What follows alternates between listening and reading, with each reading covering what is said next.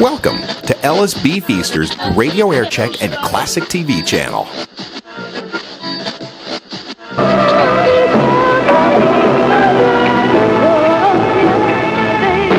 Reach out for me, Dionne Warwick's Big Tune on WIL Super Hit number 8, WIL time 5:45. This is WIL Action Central News. First, foremost, accurate.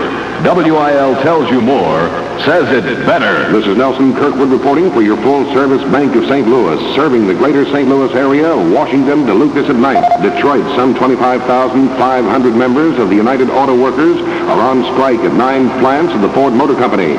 The auto firm and the union failed to agree on local issues. Ford said the strike will immediately reduce the company's average daily car production by about 15%. And truck production by about 30%. The UAW and Ford agreed on a national contract nearly a month ago. Workers at the Ford Motor Company plant here in St. Louis stayed on the job today despite the call for a strike from the United Auto Workers in Detroit. However, a new strike deadline of 11 a.m. Monday has been set by the UAW at the Ford plant, the Lincoln Mercury Assembly Plant. Local 325 UAW had been authorized by the International Union to walk out at 10 o'clock this morning in a dispute over local issues. However, union and company negotiators continued talks as the first deadline passed. The plant spokesman said a meeting is scheduled for tomorrow morning and some progress has been made toward attaining a settlement. Moscow's Soviet Communist Party First Secretary Leonid Brezhnev received a chilly response today from Red China to call for unity of the communist world movement. Chinese Premier Zhou Enlai failed to join in the applause for a call to a new conference of the world's red leaders. The call was issued in Moscow at a communist anniversary speech by Brezhnev. But Zhou did applaud vigorously when Brezhnev remarked that the communists have one common goal. Washington. Senator Barry Goldwater flew into the nation's capital today from his home in Phoenix, Arizona, with a bit of advice for his fellow Republicans. Goldwater says the Republicans should take a good look at the results of Tuesday's election and analyze them before trying to decide on a future course. The senator said it'd be wrong for party leaders to go off half-cocked. Goldwater is in Washington to clean up some business before taking off on a vacation, reportedly on the island of Jamaica in the Caribbean. One of those who met Goldwater at the Washington airport was party chairman Dean Birch, who has urged Republican leaders to quit squabbling and count their blessings.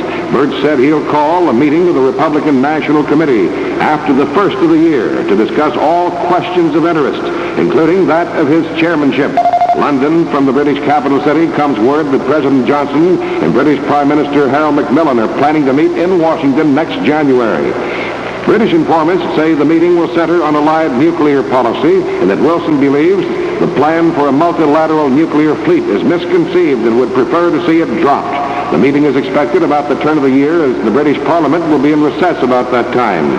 In Washington today, however, the acting White House News Secretary, Malcolm Kendall, said President Johnson wants to get together with NATO leaders, but he said there's been no discussion of when or where to hold such meetings. The news secretary said no travel is presently contemplated for either President Johnson or the Vice President-elect Hubert Humphrey.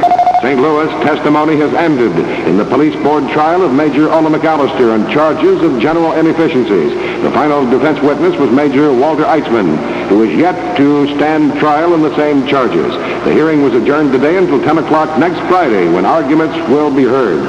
10 officers, including Majors Eitzman and McAllister, were suspended February 6th in a department shakeup.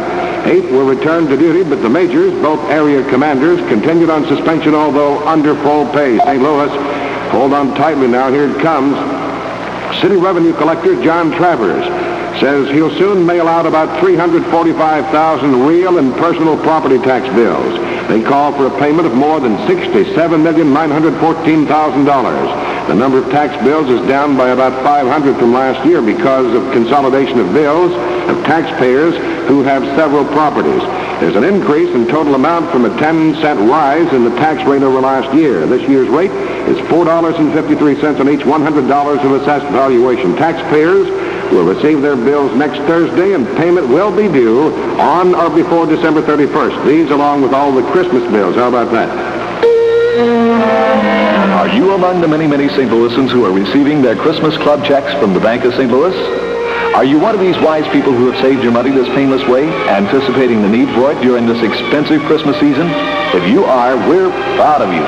To those who wish they had saved for this season's expenses, we suggest you join the Bank of St. Louis's 1965 Christmas Club now. Deposit $2 every other week and have $50 to spend at Christmas time 1965. Or deposit as much as $20 bi-weekly and have $500 next Christmas. There are 6 clubs to choose from. You may open your account by mail and deposit to it by mail, if more convenient. Be prepared for Christmas 1965 by opening your Christmas Club account now at Full Service Bank of St. Louis. Call Garfield 11850 right now or drop by 9th and Washington, the New Accounts Department.